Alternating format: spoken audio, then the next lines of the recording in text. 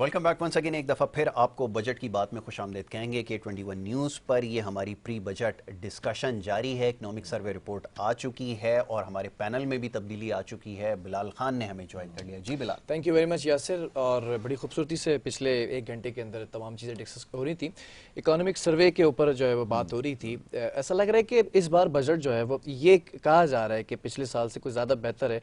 उसकी दो तीन चीज़ें हमने जो नोट की कि एक GDP की स्टेबिलिटी की बात की जा रही है, नियर टू 6% जो है वो हो चुका है। 5.9। दूसरी चीज़ जो अगर बात की जाए सर्वे की तो 9,500 अरब तक जाने का कुल हजम कह रहे हैं, लेकिन एक ये भी सर्वे के 8,500 से 9,500। तो इसी पर अब मजीद डिस्कशन करेंगे और अब कुछ टेक्निकलिटीज के हवाले से बात करेंगे कि बिल्कुल ठीक है। किस तरह बिलाल, से उससे आगे लेके पहले जा जो सकते है हैं। वो अपने गेस्ट हमें स्टूडियोज में ज्वाइन कर चुके हैं और ये सिलसिला इंशाल्लाह कल भी जारी रहेगा। इस वक्त हमारे जो मोअज़्ज़ज़ मेहमान हैं हमें ज्वाइन कर चुके हैं, उनको मैं वेलकम करूंगा। सबसे पहले जो हमारे मेहमान हैं प्रोफेसर एहसान अहमद शेख साहब, इकोनॉमिस्ट हैं और बड़ा ज़बरदस्त तज्ज़िया और तबसरा करते हैं। आज बड़े दिन के बाद उनसे मुलाकात हो रही है। यहाँ मधु का रखा है स्पेशल ट्रांसमिशन में। प्रोफेसर साहब को मैं खुशामदीद कहूँगा। Sir thank you so very much, बहुत शुक्रिया प्रोग्राम में वक्त देने के लिए। दूसरे जो हमारे मोअज़्ज़ज़ मेहमान हैं उनका नाम है नोमान अब्दुल मजीद। आप मुख्तलिफ चैनल्स पर उनको देख रहे हैं, हमने भी उनको मधु किया, हमारा बड़ा पुराना ताल्लुक़ है और जब भी इकॉनमी पे बात होती है और ख़ासतौर पे बजट के हवाले से तो नोमान हमारे साथ ऑन बोर्ड रहते हैं। नोमान को वेलकम करूँगा। Thank you so very much Noman for being with us once again. Professor साहब, गुफ्तगू का आगाज़ आपके साथ और इकनॉमिक सर्वे जो है वो जारी हो चुका है। अब एक्सपेक्टेशंस तो हर दौर में ही होती हैं, लेकिन किसी भी हुकूमत की कारकर्दगी को जांचने के लिए ज़रूरी ये है कि आप नंबर्स देखें। अच्छा, नंबर्स जो बता रहे हैं वो बिल्कुल कॉन्ट्रेरी हैं जो इस वक्त एक आम आदमी की ज़िंदगी है, और जो हम इन्फ्लेशन के नंबर्स देख रहे हैं उसको देखते हुए ये लगता है कि सिचुएशन बहुत क्रिटिकल रही है 2-3-4 सालों के अंदर। तो पहले तो चाहूँगा ज़रा इकनॉमिक सर्वे के हवाले से बात कर ली जाए कि जो टारगेट्स हैं वो समहाउ मीट करने में कामयाब भी हो गए, और क्योंकि ड्यूरिंग कोविड आपको बहुत सारे चैलेंजेस से पूरी दुनिया को ही हमने काफ़ी हद तक उनको ओवरकम कर लिया। तो ऑल इन ऑल परफॉर्मेंस कैसी आपको नजर आई? पहले तो इस पे चाहूँगा सर। भाई देखिए, कोविड-19 के बाद की सूरत हाल में पूरी दुनिया को इकोनॉमिक प्रॉब्लम्स और चैलेंजेस का सामना रहा, और ख़दशा ये था कि पाकिस्तान जैसे डेवलपिंग कंट्रीज जो है वो बहुत ज़्यादा मुतासिर होंगे, लेकिन अल्लाह के फजल से पाकिस्तान पर इतने नेगेटिव असरात नहीं आए, सिवाय उस एक साल के जब हमारी GDP जो है वो श्रिंक हुई और हमारा ग्रोथ रेट माइनस हुआ। पिछले साल भी ग्रोथ रेट जो है वो कोविड के हवाले से अगर सूरत हाल देखिए तो उसको मद्देनजर रखते हुए उस तनाजुर में काफ़ी बेहतर था, अराउंड 4 to 5% के दरमियान, और इस मरतबा जो है अराउंड 6%। तो GDP का ग्रोथ रेट ये तो अनप्रेसिडेंटेड है मौजूदा तनाजुर में अगर आप देखिए। लेकिन प्रॉब्लम क्या है कि जैसा आपने कहा कि इतने अच्छे नंबर्स हमें नजर आ रहे हैं, लेकिन इसके बावजूद अवामुन नास की हालत ज़ार में बेहतरी नजर नहीं आ रही। बिल्कुल ऐसा ही। इसकी एक वजह यह है कि एक तो ये GDP का ग्रोथ रेट यानी इकॉनमी का वॉल्यूम बढ़ जाने के बावजूद इसके समरात आम आदमी तक नहीं पहुंच पाए। बिल्कुल ठीक है ना। जब तक इसके समरात एक आम आदमी की जिंदगी में बेहतरी लाने का बायस नहीं बनते तो उस वक्त तक इस नंबर का बड़ा होना और मतलब बेहतर होना इसको हम जो है बेमाने सी बात हो जाती। एक वजह तो यह है कि असरात GDP के ग्रोथ के आम आदमी तक नहीं पहुंचे हैं, उसकी वजह से एक आम आदमी की जिंदगी में बेहतरी देखने को नहीं मिली गुज़िश्ता 2 सालों में। दूसरा मसला यह है कि इन 2 सालों में इन्फ्लेशन बहुत ज्यादा रहा, अफरात ज़र इतना ज्यादा रहा, अशिया और खिदमात की कीमतें इतनी तेजी से बढ़ रही हैं कि लोगों के परचेजिंग पावर जो है इनफैक्ट वो कम हुआ है। तो उससे हमें देखने को ये मिल रहा है कि पाकिस्तान का जो एक lower segment of the society है, जिसे आप लोअर मिडिल क्लास और मिडिल क्लास कह लें, इस सोसाइटी के लोगों को उनकी जिंदगियां मुश्किल हुई हैं। अगरचे के इकोनॉमिक नंबर्स बड़े अच्छे हैं नजर आ रहे हैं हमें, तो ये हमें जो है पाकिस्तान की इकोनॉमी में देखने को मिल रहा है। और वजह मैंने वो उसके आपको ये अर्ज कर दी कि इसकी 2 वजूहात हैं कि हमारी इकोनॉमी का ग्रोथ होना ये एक चीज है, लेकिन इसके समरात जो है वो अवामुन नास तक जाना वो दूसरी चीज है। सिर्फ इकोनॉमी तेजी से ग्रो कर रही है ये कोई मायने नहीं रही, काफी नहीं रखते जब तक आम आदमी। एक चीज और है, दूसरे गैस की तरफ भी बढ़ेंगे, लेकिन उससे पहले आपका पॉइंट है ताकि वो बात आएगी और चली जाएगी। ये कैसे पॉसिबल है, मतलब इसकी वजह क्या है कि जीडीपी का वॉल्यूम हम देख रहे हैं कि बढ़ता दिखाई दे रहा है, जो कि नियर टू 6% जा रहा है, लेकिन आवाम तक वो चीज ट्रांसफर नहीं हो रही। जी हाँ बिल्कुल, वजह क्या है, बड़ा इंपॉर्टेंट क्वेश्चन है। अमूमन देखिए ये कि हर गवर्नमेंट जो है ना वो क्लेम तो ये करती है, जिस वक्त उसके पॉलिसी मेकर्स और इकोनॉमिक मैनेजर्स जो है ना वो बात ये करते हैं कि हम इकोनॉमी में एसएमईज को प्रमोट करेंगे, कॉटेज इंडस्ट्री को प्रमोट करेंगे। हमारे यहाँ सिलसिला क्या है कि लार्ज स्केल मैन्युफैक्चरिंग जो है वहां पर ग्रोथ रेट हमें देखने को मिलता है। इसी तरीके से सर्विसेज सेक्टर के वो पोर्शन जहां पर हाई इनकम ब्रैकेट के लोग हैं वो तेजी से ग्रो करते नजर आ रहे हैं। वो लोअर सेगमेंट जो है वो एसएमईज में ग्रोथ रेट आपको कम नजर आएगा। खुसूसन जो है वो कॉटेज इंडस्ट्री में ग्रोथ रेट आपको छोटा नजर आएगा। पाकिस्तान की इकोनॉमी का 1/3 इनफॉर्मल सेक्टर की इकोनॉमी, 1/3 बहुत बड़ा नंबर है, ठीक है ना। 30 से 40% लोग हमारे वो छोटे छोटे कारोबार करते हैं। उनकी जिंदगी में जब तक बेहतरी नहीं आएगी, और हमारे किसी पॉलिसी मेकर ने आज तक किसी इकोनॉमिस्ट ने इकोनॉमी के इस सेगमेंट को जिसे हम इनफॉर्मल इकोनॉमी कहते हैं उससे एड्रेस ही नहीं किया। ये ना तो ये पॉलिसी मेकर्स के मद्देनजर होता है और ना ही ये पॉलिटिशियंस के मद्देनजर होता है। बिल्कुल आपने ठीक कहा। प्रोफेसर साहब इसके ऊपर ज़रा बात की जाए कि दीगर भी मेहमानों ने हमें ज्वाइन किया, उनका भी हम तारुफ करवा दें। फ़ारूक अफजल साहब जो हैं, मोहम्मद फ़ारूक अफजल, उन्होंने हमें ज्वाइन किया है, इकोनॉमिक एक्सपर्ट हैं, हमारे प्रोग्राम्स में आप उन्हें देखते रहते हैं। AQ खलील हमारे पास कुछ देर पहले भी थे, एक दफ़ा फिर उन्होंने हमें ज्वाइन किया, उनको भी मैं वेलकम करूँगा। दोनों मेहमानों का बहुत शुक्रिया प्रोग्राम में वक्त देने के लिए। गुफ्तगू जारी है। नमन आपकी तरफ आऊँगा। नमन ज़रा ये बताइएगा कि हमारा जो कंसर्न है वो इन्फ्लेशन की तरफ ज़्यादा है और एंटिसिपेट कर रहे थे कि अराउंड 8% जो है आपकी इन्फ्लेशन होगी, but crosses to double digit now once again. एक बहुत मुश्किल होता है किसी भी कंट्री के लिए, ख़ासतौर पे जो पाकिस्तान जैसा मुल्क है उसके लिए बड़ा मुश्किल हो जाएगा सरवाइव करना जब डबल डिजिट के अंदर इन्फ्लेशन दाखिल हो जाएगी। और शायद यही वो वजह है जिसकी वजह से अभी जैसे कुछ देर पहले बात हो रही थी कि वो जो फ़ायदा है वो नीचे की तरफ जो उसका ट्रिकल डाउन इफेक्ट है वो नज़र नहीं आया। How do you explain this? मैं चाहूँगा ज़रा इसके ऊपर बात हो जाए। जी बिस्मिल्लाहिर्रहमानिर्रहीम। देखिए पाकिस्तान में जो इन्फ्लेशन है उसके दो वजूहत हैं। एक तो है आपका करंट अकाउंट डेफिसिट, जिसकी वजह से जो है आपकी इंपोर्ट वैल्यूज़ में और आपकी रुपये की जो वैल्यू उस पर इम्पैक्ट आ रहा है। करंट अकाउंट डेफिसिट जो कि मुस्तकिल ज़्यादा है। अब आप देखें कि इस गवर्नमेंट के आने के बाद भी तकरीबन 10-12% जो है रुपये की वैल्यू डिप्रिशिएट हुई है। नंबर एक बात हो गई। दूसरी चीज़ ये है कि आपके जो कमोडिटी प्राइसेस हैं वो पूरी दुनिया में हाई हैं। कमोडिटी प्राइसेस और दोनों को मिलाएंगे तो ऑटोमेटिकली इन्फ्लेशन का इम्पैक्ट आएगा। अब देखें जो कमोडिटी प्राइसेस वाला इम्पैक्ट है ना उसको तो आप नलिफाई नहीं कर सकते, क्योंकि आपकी जो इंपोर्टेड कमोडिटीज हैं जिसके अंदर आप देखेंगे पिछले साल में आपने तकरीबन 25 से 30 अरब डॉलर की तो दो कमोडिटीज इंपोर्ट की हैं। इसमें आपका एक फ्यूल है और एक आपका एडिबल ऑयल है। जो आपकी अगर 10 अरब डॉलर की तो फूड प्रोडक्ट्स आप इंपोर्ट कर रहे हैं, तो बात ये कि जो इंपोर्टेड प्रोडक्ट्स हैं और जिनकी प्राइसेस दुनिया में ऊपर जा रही है उसका तो आप कुछ भी नहीं कर सकते।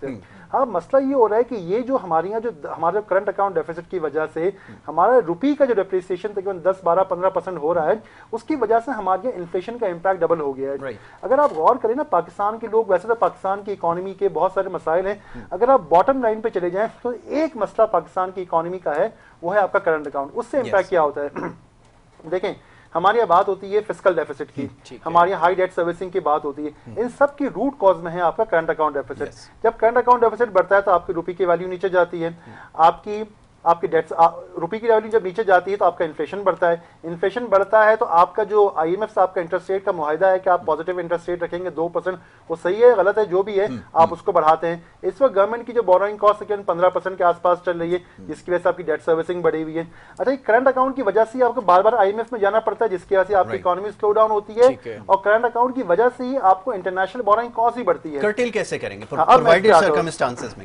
देखिए, अगर आप इसको जो है ना, पहले तो देखिए करंट अकाउंट डेफिसिट की बुनियादी वजह क्या है, वो है तकरीबन 45 अरब डॉलर का ट्रेड डेफिसिट, ठीक है ना, जिसका 30 अरब डॉलर आप तकरीबन रेमिटेंसेस से ले लेते हैं। इस साल का आपका जो करंट अकाउंट डेफिसिट है वो तकरीबन 14 अरब डॉलर का है। देखिए, दो चीजें हमें जो ना याद रखने की जरूरत है।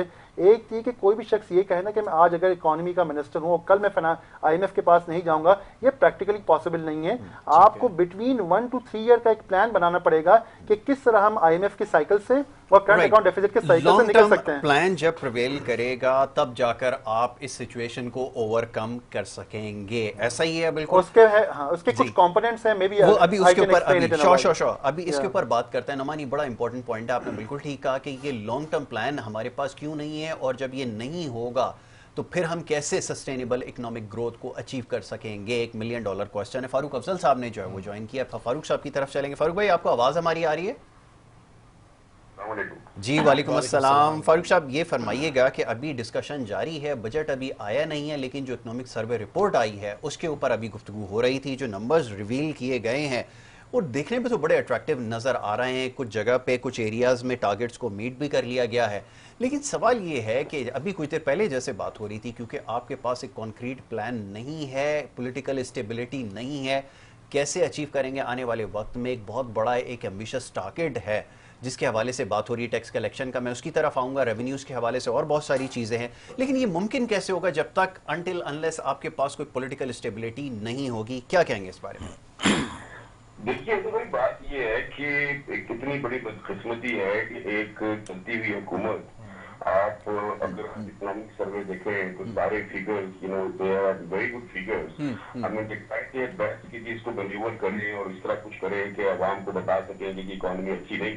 बट इसमें भी ये भी है कि हमारी अक्सरियत आवाम जो है वो इकोनॉमी को समझती नहीं है। वो आम आदमी होता है, उसको उसका फहम नहीं है। उसको तो महंगाई से, इन चीजों से है कि भाई ये क्यों महंगा हो गया, ये कैसे हो गया, मुझे पैसे नहीं मिल रहे, मेरी तनख्वाह नहीं बढ़ रही, उसको इन चीजों से कंसर्न नहीं है। हमारे यहाँ मखसूस लोग हैं जो इकोनॉमी को समझते हैं, जो बात करते हैं, आपस में बात करते हैं, हम खुश हो जाते हैं, बात खत्म हो जाती है। लेकिन देखिए, पोलिटिकल स्टेबिलिटी क्रिएट की गई, स्टैब्लिश की गई है। There was a very stable government, एक चल रही है, चल रहा था ना।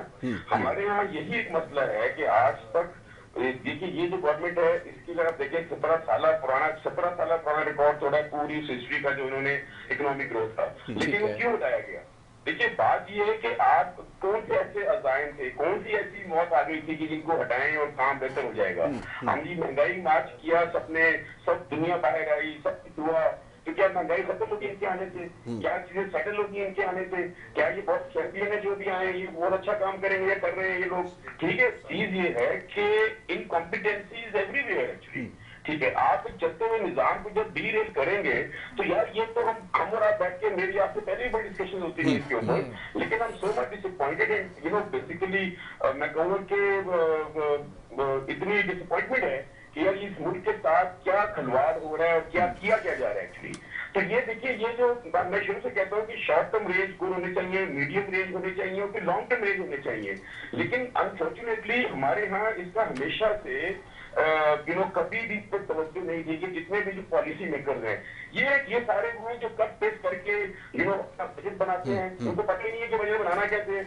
मैं एक सिंपल सी एग्जांपल देता हूँ। देखिए मेरी तनख्वाह अगर 5 महीना हमेशा से कहा है कि यार मैं अगर कर्जे लेके अपने घर चलाऊंगा, अपना घर, अगर मेरी 5 लाख तनख्वाह है और मैं घर में 8 लाख के खर्चे कर रहा हूँ तो 3 लाख किसी से लेके खर्चे करूँ ना। मैंने नया फर्नीचर डाल लिया, मैंने नई गाड़ी ले ली, 1 साल 2 साल एक दोस्त से दूसरे दोस्त से पैसे लिए, जब डिमांड आना शुरू होगी वापसी की तो मैं अपने 3 लाख तो मुझे देने कम होंगे, मेरे 5 लाख से भी 3 लाख कम होना शुरू हो जाएंगे, मुझे पैसे देना पड़ूंगा। तो क्या होगा?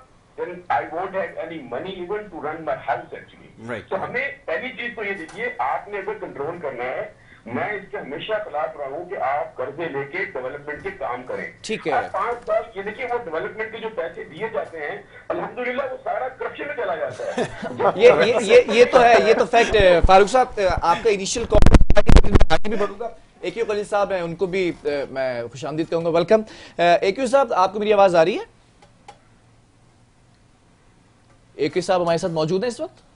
जी बोलिए जनाब। जी, ये भी जानना जरूरी है, अभी डिस्कशन यही चल रहा है कि पॉलिटिकल अनस्टेबिलिटी थी। अगर इस बजट को अवाम दोस्त बजट मान लिया जाए तो फिर इसका क्रेडिट पिछली हुकूमत को देंगे या फिर इस हुकूमत ने आके जिस तरह से संभाला, जितने भी दिन इसको हुए हैं, तो फिर इसको क्रेडिट जाता है? क्योंकि जो नंबर गेम है, जो टारगेट अचीव करने की बातें की जा रही हैं, FBR के टैक्स कलेक्शन की बात की जा रही है, फिर GDP की बात की जा रही है, तो इन तमाम चीजों को किसको क्रेडिट देंगे फिर? सर क्रेडिट और डेबिट की बात तो होगी बाद में। अभी तो आप क्रेडिट देना ना शुरू करें।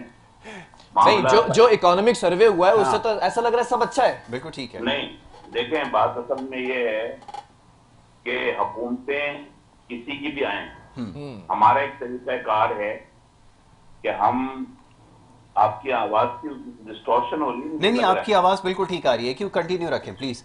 मैं ये अर्ज कर रहा हूँ कि आप देखें, ये मामला सारा ये है कि हम सियासी अदम इस्तेकाम बिल्कुल हमारे यहाँ है, लेकिन आप अगर सियासी माहौल देखें तो इसमें संजीदगी नहीं है। ऐसा ही है। Very right. मुल्क के लिए जो तड़प होनी चाहिए, जो फिक्र होनी चाहिए, वो आपको कहाँ नजर आ रही है? असेंबली में नजर आ रही है, सेनेट में नजर आ रही है, हुक्मरानों के, वज़रा की गाड़ियों में, दफ्तरों में कहीं नजर आ रही है आपको? वो तड़प सिर्फ आपको उन लोगों की तरफ से नजर आ रही है जो टैक्स पे कर रहे हैं, यस, जो इस मुल्क में रोजगार पैदा कर रहे हैं, ठीक जो है। इस मुल्क के लिए कुर्बानियां दे रहे हैं, वो परेशान है, बहुत ज्यादा परेशान है। जबकि मेरा ख्याल ये है कि हमको ये सोचना चाहिए कि इन माशी अहदाफ को हासिल करने के लिए ये एक इज्तिमाई काम है। राइट, हमें कुर्बानी अगर देनी है तो हर तबके ने देनी है। बिल्कुल ठीक है। हमको ये नहीं करना कि जी हमने टैक्सेस लगा के जिनसे हम 7,000 अरब के डिमांड कर रहे हैं उनको 8,000 अरब कर दें। बिल्कुल हमें ठीक है। इन्फ्लेशन की परवाह किए बगैर हम सेल टैक्स का रेट 17 से 19 कर दें। ये ठीक है। तरीकेकार अब खत्म करने होंगे। दूसरी बात ये है कि जो मालियाती खसारा हमारा है, जो तिजारती खसारा है, बड़े सीरियस टॉपिक्स हैं जी, बिल्कुल ठीक है। इन टॉपिक्स के ऊपर हमारे एक बहुत बड़े ग्रैंड डायलॉग की जरूरत है। राइट, इस राइट। मुल्क के माशी मायरीन जिस वक्त असासा है, जब आपको सरहदों पे सूरत हाल खराब होती है तो आप Right. फौज को कहते हैं, जब अल्लाह ना करे और कोई सूरत हाल होती है तो उसको ठीक। मायरीन को कहते अच्छा। हैं। तो हम जब जी। माशियत का, मईशत अगर हमारी खराब है तो हमको माशी मायरीन के साथ बैठ के बात करनी ठीक चाहिए है, या नहीं? बिल्कुल बिल्कुल ठीक है। एक्यू, thank you so very much. Sorry to cut you short, क्योंकि वक्त अब थोड़ा सा महदूद है और बहुत सारे मामला हैं जिस पे गुफ्तगू की जाएगी। मैं आपका बड़ा शुक्रगुजार हूं कि आपने प्रोग्राम में हमें वक्त दिया। उसके साथ साथ फारूक अफजल साहब जो हमारे साथ लाइन वो हमारे साथ रहेंगे पैनलिस्ट में। अच्छा, चलें, हमारे साथ इस वक्त फारूक साहब हैं और हमारे स्टूडियोज में भी गेस्ट मौजूद हैं, लेकिन एक ब्रेक यहाँ पर एक छोटी सी लेनी है और ब्रेक के बाद जो हमारी स्पेशल ट्रांसमिशन है बजट की बात ये जारी रहेगी।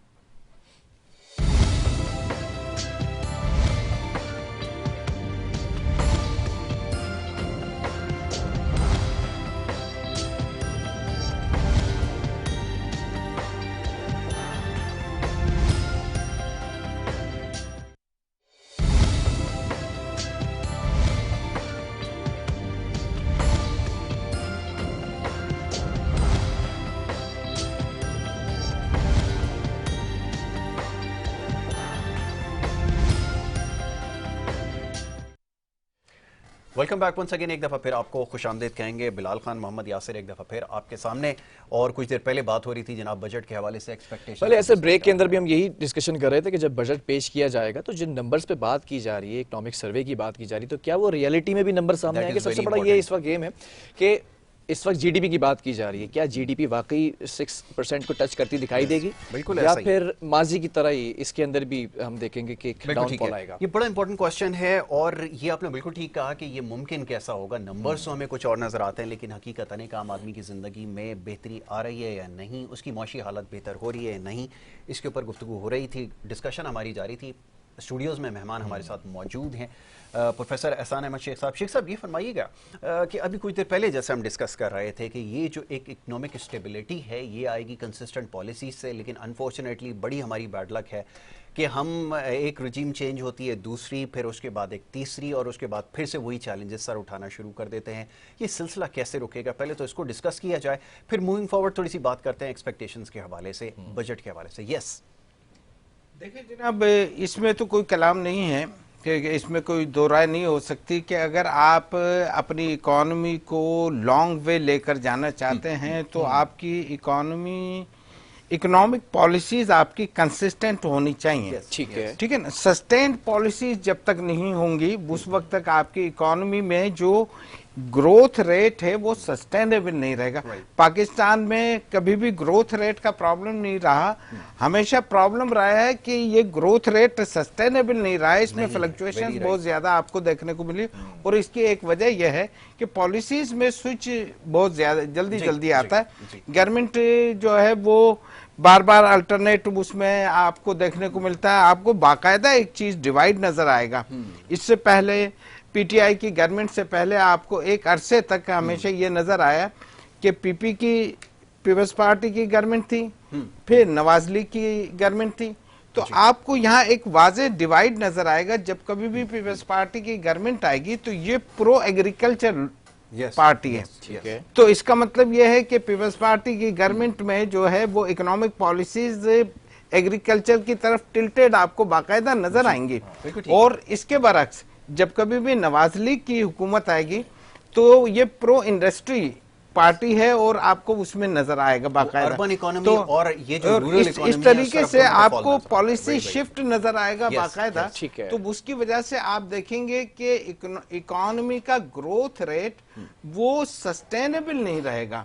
और इसके लिए आपको बहुत जरूरी यह है कि आप सस्टेनेबल इकोनॉमिक पॉलिसीज बनाएं 5 साल के लिए, फिर 10 साल के लिए, फिर आपका 20 साल का 25 साल का एक विजन होना चाहिए। Very importantly professor sir balance होना चाहिए, बैलेंस होना चाहिए। अर्बन और रूरल एक इकोनॉमी का चीज आपसे अर्ज करूं कि जिस तरीके से आप पॉलिटिकल सिनेरियो को बाज औकात उसको मेंटेन रखने के लिए कॉन्स्टिट्यूशनल कवर देते हैं। ठीक है। तो मैं ये समझता हूं कि अगर आपको इकोनॉमिक पॉलिसीज को सस्टेन रखना है तो इकोनॉमिक पॉलिसी को बाकायदा डिबेट कीजिए, ठीक है, डायलॉग की जरूरत है, और फिर उसके बाद इसको कॉन्स्टिट्यूशनल प्रोटेक्शन दी जाए। ठीक है। Naman, moving forward to you, economic instability की बात कर रहे हैं हम, और फिर उसके बाद हम आईएमएफ की तरफ भी जरा सा देखते हैं कि इससे कैसे छुटकारा पाया। जैसे कि आपने डेफिसिट के हवाले से बताया, खसारे को कैसे कम कर सकते हैं या खत्म कर सकते हैं।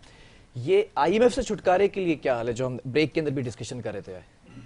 हमने काफी सारे लोगों ने पॉलिसी स्टेबिलिटी की बात की कि हमारे पास इकोनॉमिक और पॉलिटिकल स्टेबिलिटी होनी चाहिए। तो पहले आप जरा हमारे पिछले 5 साल इकोनॉमिक प्लान हुआ करता था किसी जमाने में, अभी हमारे 5 साल, और ये भी हम जानते हैं कि बगैर पॉलिटिकल स्टेबिलिटी के इकोनॉमिक स्टेबिलिटी नहीं आ सकती। और ये उसी सूरत में हो सकता है कि जब एक इकोनॉमिक फ्रेमवर्क जब आप बनाते हैं उसको एग्जीक्यूट करने का इकोनॉमिक टीम को टाइम मिले। तो क्विकली आप जरा जो है पिछले 5 साल की हमारी पॉलिटिकल सिचुएशन को देख लें। 2017 से 2022 तक हमारे मुल्क में 5 प्राइम मिनिस्टर, 7 फाइनेंस मिनिस्टर और न जाने कितने फाइनेंस सेक्रेटरी चेंज हुए हैं। तो जिस मुल्क में ये सूरत हाल रहेगी तो वहाँ पे इकोनॉमिक पॉलिसी क्या बनेगी और क्या इंप्लीमेंट होगी, ये तो एक मजाक है हमारे सिस्टम के साथ। अच्छा, हम ये तो हो गया हमारी तारीख। अब हम बात करते हैं कि आगे गोइंग फॉरवर्ड हमें क्या करना चाहिए, क्योंकि सोल्यूशन देना बहुत जरूरी है ना, सिर्फ तनकीद से काम नहीं चलता। अब बात ये है कि जैसा मैंने कुछ देर पहले भी कहा कि आईएमएफ से छुटकारा हासिल करने के लिए आपने 2 से 3 साल का एक फ्रेमवर्क बनाना होगा।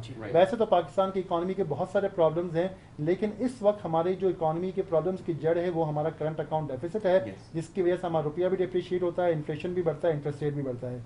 करंट अकाउंट डेफिसिट हमारा 14 से 15 अरब डॉलर का इस साल का है। अब सवाल ये है कि उसको कैसे कंट्रोल करना है। देखिए, हमारी इकोनॉमी का जो स्ट्रक्चर है, कोई भी ऐसी एक चीज नहीं जिसको आप फ्लिप कर देंगे या बंद कर देंगे तो इकोनॉमिक आपका जो है आपका करंट अकाउंट डेफिसिट खत्म हो जाएगा। 5-6 मेजर्स आपने कंबाइन टुगेदर लेने होंगे जिसके जरिए से आप इसको कंट्रोल कर सकते हैं। नंबर 1, आपकी इकोनॉमी में क्या है? इसमें आपकी एक्सपोर्ट ग्रोथ है, ट्रेड ग्रोथ, आपकी सर्विसेज की ग्रोथ है, आपका इंपोर्ट कंट्रोल है, इंपोर्ट सब्स्टिट्यूशन है और फॉरेन डायरेक्ट इन्वेस्टमेंट है। ठीक है जी, इन पे एक एक करके हम लोग आते हैं। इस वक्त आपकी जो एक्सपोर्ट तकरीबन 30 अरब डॉलर के आसपास हैं। आपकी जो एग्री की वेस्टेज है वो तकरीबन 3-4 बिलियन डॉलर की गालबन होती है, क्योंकि 50% जो है आपका जो फ्रूट एंड वेजिटेबल है वो आराम से जो है आपके वेस्टेज की नज़र हो जाता है। अगर आप जो है अपनी एक्सपोर्ट्स को, यानी आपकी जो गुड्स की एक्सपोर्ट को 10 से 15% बढ़ा सकते हैं अगले साल से 2 साल के अंदर, तो 5 से 7 बिलियन डॉलर तो आपके पास यहाँ से आ जाएंगे। नंबर 1 हो गया। अच्छा, अब हम आते हैं सर्विस एक्सपोर्ट्स के ऊपर। आपकी जो आईटी के एक्सपोर्ट्स हैं वो तकरीबन 3 से 5 बिलियन डॉलर के दरमियान में है और इंडिया की 2.25 अरब डॉलर के दरमियान में है। अगर इसकी डिटेल में मैं जाके बात कर सकता हूँ, लेकिन आराम से इसको आप अगले 2 से 3 सालों के अंदर 10 बिलियन डॉलर तक लेके जा सकते हैं, क्योंकि बहुत सारी ऐसी लो वैल्यू सर्विसेज हैं जो इंडिया में होती हैं जिसका पाकिस्तान से ज्यादा अच्छे पैसों में एक्सचेंज डिफरेंस कैसे किया जा सकता है। लेकिन एक चीज हमें we have to understand, export led policy आपको बनानी पड़ेगी और अगेन रीजन में आप compete करने जा रहे हैं, आपके पास इतनी कैपेसिटी नहीं है, आपको बहुत सारी चीजें देखनी पड़ती है। सवाल तो यही है एक्चुअली कि जो एक्सपोर्ट लेड पॉलिसी है कैसे आप, मैं इस पे एक एक करके अगर हम आते हैं हाँ, लेकिन हमने जैसे पहले हम उसको ओवरऑल फ्रेमवर्क देख लें कि आपने किन किन जगहों से 2 से 3 बिलियन डॉलर निकालने हैं ताकि 15 अरब डॉलर का आप डेफिसिट कंटेन कर सकें। फिर उसके एग्जीक्यूशन के डिटर्मिनेंट्स उस पर ही बात कर लेते हैं, आप उससे तफसील से पूछ लीजिएगा। जैसे मैंने कहा कि आपकी सर्विस ग्रोथ के अंदर 2 से 3 बिलियन डॉलर का पोटेंशियल है जो इजीली ऊपर जा सकता है। आपकी एक्सपोर्ट, जो आपकी गुड्स की एक्सपोर्ट है, उसमें एग्री और टेक्सटाइल मिला के आप मजीद 4-5 बिलियन डॉलर ऊपर जा सकते हैं। 7-8 बिलियन डॉलर आपके यहाँ से आ गए। आपकी रेमिटेंसेज इस वक्त $30 की हैं। रेमिटेंसेज में अगर 10% ग्रोथ लेके आते हैं और अपनी स्किल लेबर को बाहर बेचते हैं तो 10% का मतलब है तकरीबन $3 बिलियन ईजिली आ सकते हैं। 8 और 3 11 हो गए। आप अपनी इंपोर्ट्स, आपकी जो इंपोर्ट्स हैं $75 अरब की हैं। अगर आप 10% इंपोर्ट सब्स्टिट्यूशन करें, सिर्फ 10% इंपोर्ट सब्स्टिट्यूशन करें, वो $7 से $8 बिलियन बनता है, या आपका तकरीबन मिल मिला के $20 अरब यहाँ से हो गया। सारे रिप्लेसेबल आइटम भी तो है, सब्स्टिट्यूशन का एक बड़ा डिटेल टॉपिक है। ये डिटेल टॉपिक है। अब मैं एफडीआई की बात करता हूँ आखिरी कि आपकी जो एफडीआई है इस साल की $1.5 बिलियन है। अच्छा, पाकिस्तान के अब रीजन की एफडीआई को आप देखें ना, तकरीबन इंडिया की $84 अरब है, वियतनाम की $16 अरब है। आप शॉर्ट टर्म में अगर फोकस के साथ, पिछले सालों में आपकी कुछ 5-7 तो फॉरेन इन्वेस्टमेंट के मिनिस्टर चेंज हो गए। अगर आप सिर्फ फोकस वे में स्पेशलाइज पॉलिसी बनाए और फोकस वे में आप काम करें, आप अपनी एफडीआई जो $1.5 बिलियन है इसको सालाना इजीली $3 से $5 बिलियन पे लेके जा सकते हैं। मैं ज्यादा की बात नहीं कर रहा। $3 बिलियन का मतलब है कि आप ये म्यांमार और बांग्लादेश के लेवल पे आ जाएंगे। मैं इंडिया और उसकी चाइना की बात नहीं कर रहा। अगर आप तमाम जगहों से $2-2, $3-3 बिलियन निकालेंगे, ऑटोमेटिकली आपका करंट अकाउंट डेफिसिट, आपका खसारा कम हो जाएगा। लेकिन एग्जिस्टिंग जो पोटेंशियल है उसको कैसे डिस्कवर करेंगे ना। अब सवाल ये होता है कि जो आपका रियल आपको इकोनॉमी के अंदर जो टैक्स कलेक्शन है, डायरेक्ट टैक्सेस का जो पोर्शन है, उसको कैसे एनहांस करेंगे। ये चंक इसमें से एक मिसिंग है जिसकी वजह से इनडायरेक्ट टैक्सेस और इन्फ्लेशन कॉस्ट के हवाले से भी ये कहा जा रहा है कि टारगेट भी अचीव किया है, उस पर भी बड़े एतराज़ात हैं। बिल्कुल नहीं, टारगेट तो अभी जरा प्रोफेसर साहब को अभी वो इनपुट लूंगा, लेकिन थोड़ा सा नोमान से ही फर्दर और डिस्कस करूंगा। नोमान, अब ये टारगेट्स की जैसे अभी बिलाल ने यहाँ पे टॉपिक बड़ा इंपॉर्टेंट है और बड़ा डिटेल है, अब जल्दी जल्दी चाह रहे हैं जरा इसके ऊपर बात कर ली जाए ना।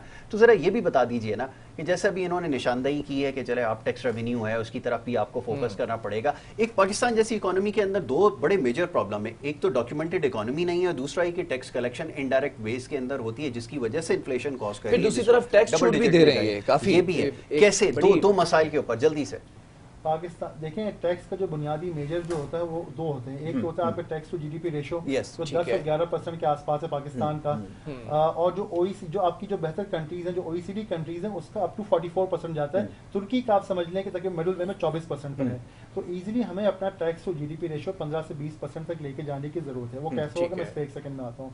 और दूसरा सवाल आपका ये डॉक्यूमेंटेड इकोनॉमी का। देखें, बात ये है कि आपकी इकोनॉमी का एक स्ट्रक्चर है ना। आपकी इकोनॉमी में जीडीपी ग्रो कहाँ से होता है? आपका जीडीपी आता है मिसाल के तौर पर कंस्ट्रक्शन से आता है, आपका टेक्सटाइल आपका आता है, एग्रीकल्चर से आता है, आपका सर्विसेज से आता है। अब सर्विसेज जो है पाकिस्तान की इकोनॉमी का 52% है और सर्विसेज का जो मेजर चंक आ रहा है वो दो जगहों से आ रहा है। एक आपका ट्रांसपोर्ट से आ रहा है और आपका ट्रेड से आ रहा है। अब आप मुझे खुद बता दें कि पाकिस्तान का ट्रेड और ट्रांसपोर्ट सेक्टर कितना टैक्स नेट के अंदर है और कितना नहीं है। बात यह है कि आपकी टैक्स कलेक्शन उस वक्त बढ़ेगी जिसके लिए आपको मुश्किल फैसले करने पड़ेंगे जब आप ट्रेडर लॉबी के ऊपर, ट्रेडर कम्युनिटी के ऊपर, ट्रांसपोर्ट लॉबी के ऊपर और एग्रीकल्चर लॉबी के ऊपर आप टैक्स लगाएंगे।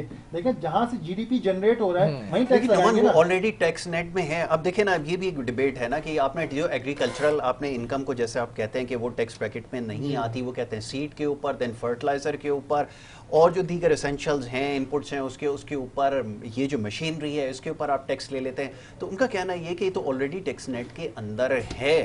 और जैसे अभी one of the lowest in the world है पाकिस्तान की। जी, ये बात आपकी सही है, लेकिन इस वक्त जो शॉर्टेजेस हुई हैं जिसकी वजह से प्राइसेस अप्रिसिएशन हुई है, ये एक फैक्टर रहा है रीसेंट टाइम्स के अंदर, लेकिन समहाउ टैक्स तो उसके ऊपर भी अप्लाई होता है। प्रोपोर्शनली नहीं है ना आपका जो टैक्स है। आपको वैसे कहा ट्रांसपोर्टेशन सेक्टर आप उसको देख लें, एग्री को भी है, वो प्रोपोर्शनेट नहीं है ना जो आप जो आपके जीडीपी में रेशो है।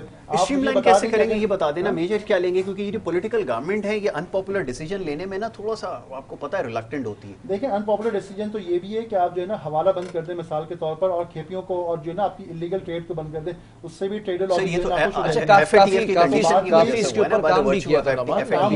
अभी रिसेंटली आपने देखा कि इंपोर्ट के ऊपर जो बैन लगाया लग्जरी आइटम्स के ऊपर, फिर हमने ये भी देखा कि कस्टम के जरिए जो होता रहा। चलिए, तो नीड ऑफ द आवर थी। बहरहाल जी, चलें, thank you so very much, बहुत शुक्रिया नुमान आपका, प्रोफेसर एहसान अहमद शेख, आप दोनों मेहमानों का बहुत शुक्रिया, क्योंकि आज जो हमारा ये जो प्री बजट सेशन था 2 के ये कल जारी रहेगा, लेकिन इस वक्त हमें जो है वो गुफ्तगू यहाँ पर समेटनी होगी।